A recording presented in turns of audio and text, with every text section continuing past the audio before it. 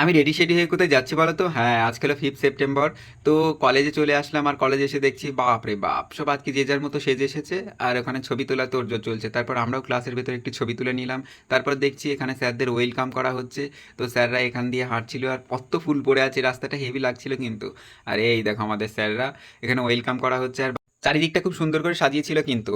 আর তারপরে এই দেখো এখানে আদিবাসী টাইপের একটা ডান্স হচ্ছিল, মানে স্যারদের ওয়েলকাম জানানোর জন্য এই ডান্সটা ছিল। তারপরেই স্যাররা কিছু বক্তব্য দিলেন। তারপরে শুরু হয়ে গেল আমাদের মেন অনুষ্ঠান, যেটাতে আমি ডান্স করেছিলাম।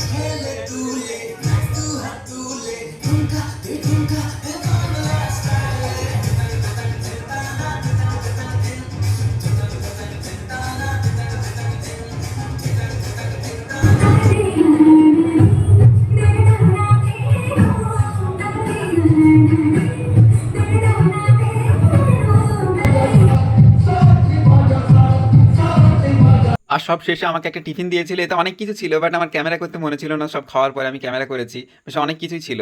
তারপরে বাবারে বাবারে প্রচণ্ড গরম লেগে গিয়েছিল। তারপরে বাড়ি আসার সময় না আমরা শপিং মলে ঢুকেছিলাম। শপিং মলে কিছু কিনতে ঢুকিনি, প্রচণ্ড গরম লেগেছিল, তার জন্য শপিং মলে ঢুকেছিলাম। আর নাটক করে আমরা এদিক ওদিক দেখছিলাম, মানে ওরা যাতে বুঝতে না পারে যে আমরা এমনি ঘুরতে এসেছি। তো আমরা অনেক কজন গিয়েছিলাম শপিং মলে, আর ছবি টবিও তুলছিলাম। আর এখানে সুন্দর সুন্দর কিন্তু অনেক জামা প্যান্ট ছিল, বেশ কোয়ালিটিগুলোও ভালো ছিল। এই শপিং মলটা নতুন খুলেছে, মানে পুরোনো বাস স্ট্যান্ডের কাছে এটা নতুন খুলেছে। আমরা সবাই মিলে গিয়েছিলাম, আর এটা আমরা মাঝে মাঝে করি এরকম।